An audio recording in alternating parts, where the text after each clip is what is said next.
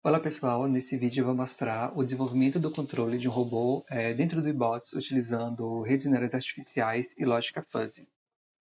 Bem, para a agenda eu vou começar apresentando o problema, né, que eu estou tentando resolver e qual foi a metodologia adotada para a resolução desse problema.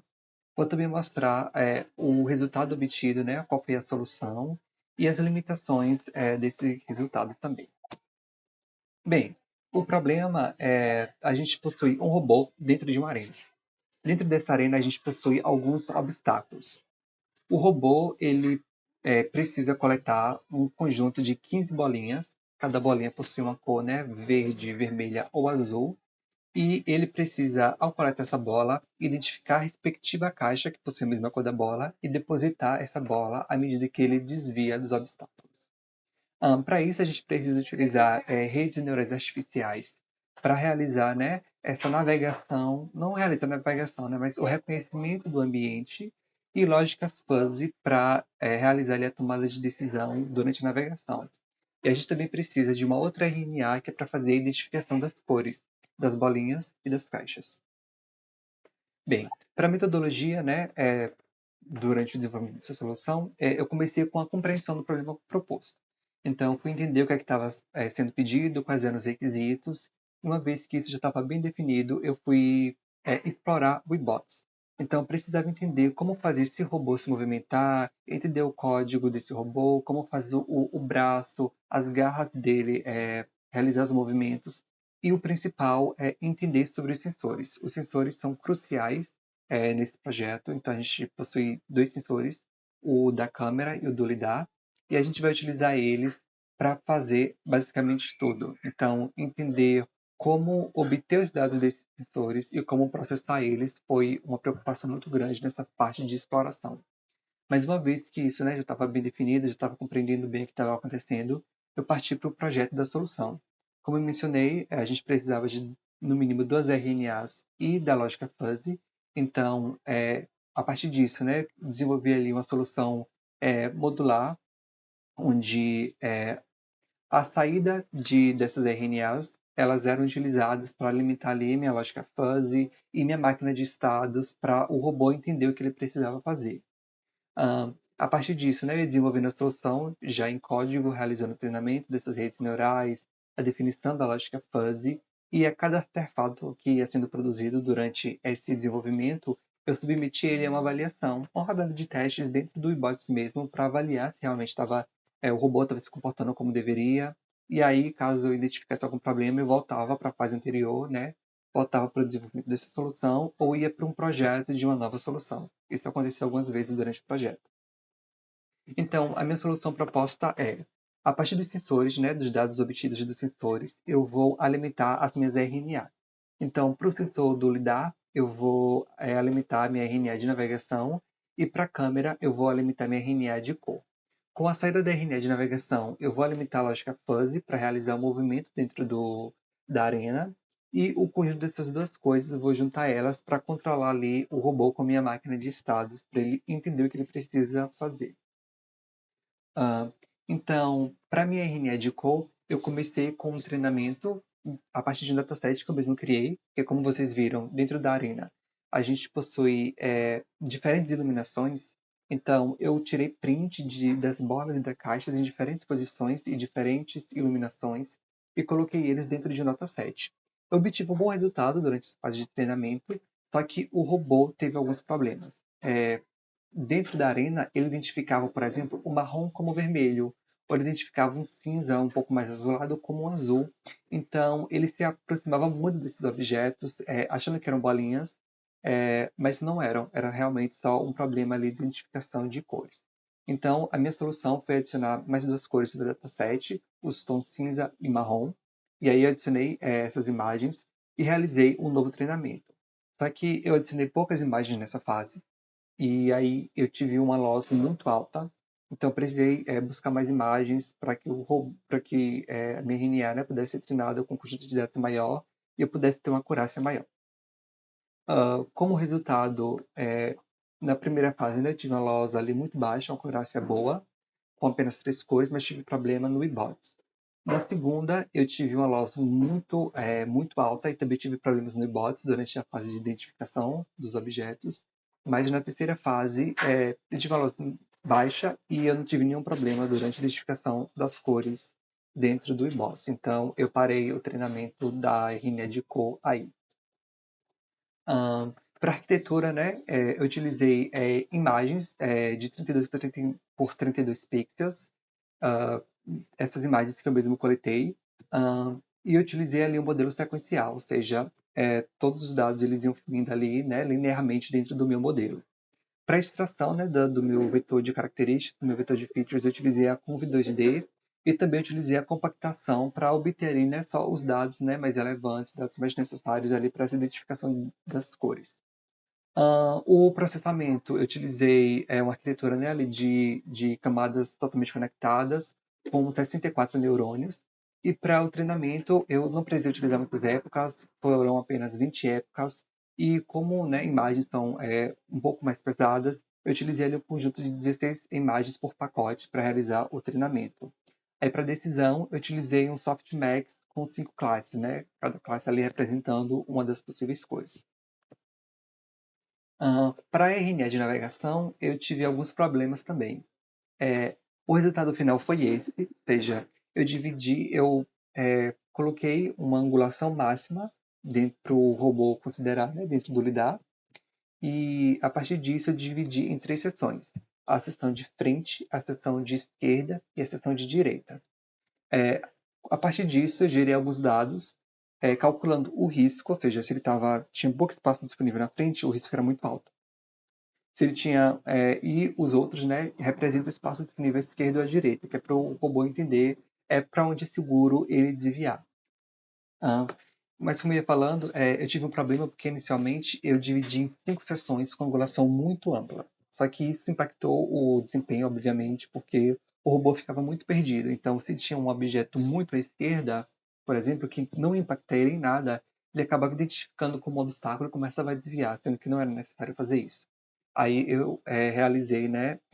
Eu tirei esses dois setores, então eram 5, viraram apenas 3, e diminuí essa angulação. Para arquitetura, foi uma entrada mais simples, apenas um vetor numérico, né, com 3 entradas, representando espaço disponível frente, na esquerda e na direita. Mais uma vez, eu utilizei, né, um modelo mais sequencial. O processamento, né, como é algo mais simples, numa imagem, não preciso lidar com essa identificação de cores. Então, foram apenas 2 camadas ali, com 32 neurônios cada. Então, foi algo realmente bem mais simples.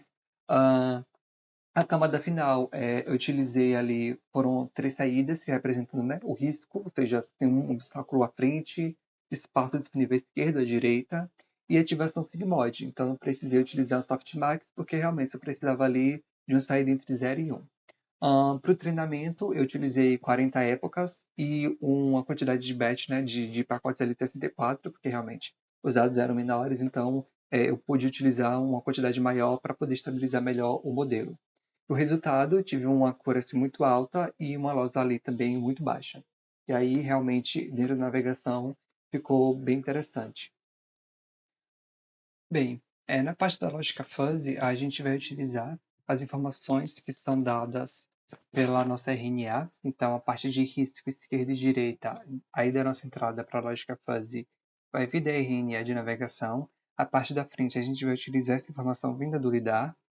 A partir dessas informações, a gente vai realizar a inferência e os nossos produtos principais vão ser a velocidade angular, que vai dizer ali o quanto a gente deve girar o robô para uma dada direção, não especificamente para uma dada direção, né? Mas enfim, vai ser ali um valor em um dado conjunto de negativo a positivo, e a velocidade linear, que vai controlar a velocidade desse robô. Então, nós temos aqui a nossa primeira função relacionada ao risco.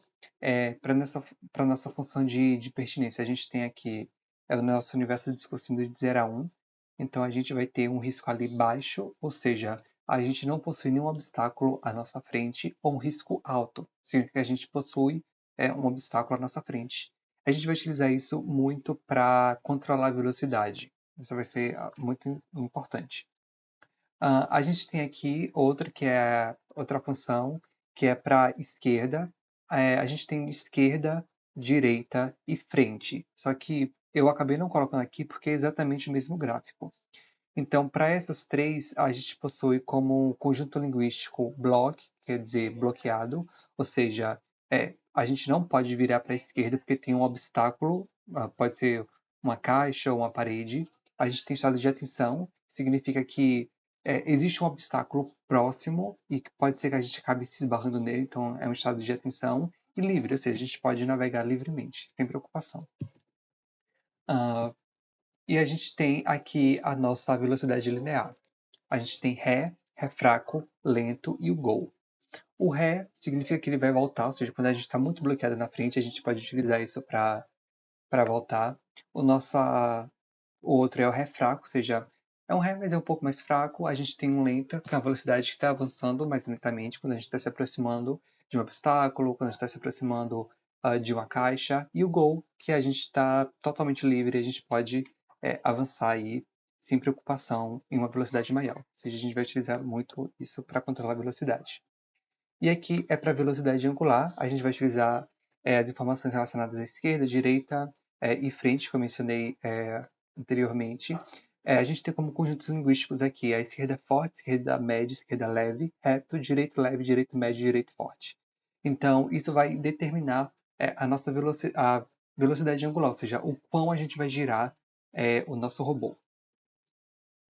A partir disso, né, do resultado da saída da lógica fuzzy, juntamente com a minha RNA de cor, eu vou controlar meu robô com a máquina de estados. Essa é realmente algo mais determinístico. Eu pensei em fazer dessa forma para facilitar e dar essa simplicidade. Então, eu começo ali no estado de search, ou seja, estou procurando por uma bolinha. Uma vez que eu encontro essa bola, eu vou me aproximar dela e entro nesse estado de ready for grab. E aí eu coleto essa bola e vou para o estado de carry. Nesse estado de carry, eu vou começar a procurar pela caixa dentro da arena. Essa procura, ela não é uma procura muito inteligente, então o robô simplesmente ele fica se movimentando dentro da arena até ele conseguir encontrar. E, por fim, uma vez que ele encontra, ele deposita essa bola na respectiva caixa e volta para o estado de busca. Só que isso trouxe algumas limitações. Uma delas é o robô ele não consegue identificar elementos que estão muito longe. Esse foi um problema que estava muito presente desde o início do projeto e foi a única forma de eu conseguir resolver foi limitar essa identificação. Quando eu faço uma identificação das bolinhas e das caixas por área, então quando eu começo a identificar as caixas que estão mais à distância, por exemplo, eu começo a perder a identificação das bolinhas. Ou também o que acontecia muito era ele confundia a bolinha com a caixa quando a bolinha estava muito perto. Então eu tive esse problema. Então eu comecei a identificar os objetos que estão ali numa distância média, né? Nem muito perto nem muito longe. O robô ele possui algumas dificuldades de coletar elementos que não que estão muito próximos. Então, se eu tiver, por exemplo, um conjunto de bolinhas, todas muito juntas, ele começa a bambolear. Então, ele não sabe muito bem para onde ir, se vai para a esquerda, se vai para a direita. Então, isso não é muito bom. Eu consegui contornar esse problema fazendo com que, uma vez que ele entra nesse impasse, ele avance para frente. Isso faz com que ele movimente, se as bolinhas, né, como estão na frente dele, ele acaba movimentando, as bolinhas acabam se dispersando, ou ele começa a procurar por outras bolinhas. Eu não consegui encontrar uma solução para, de fato, com que ele trave em uma única bolinha e esqueça as outras que estão na redondeza. E o robô também não consegue coletar elementos que estão muito próximos às caixas.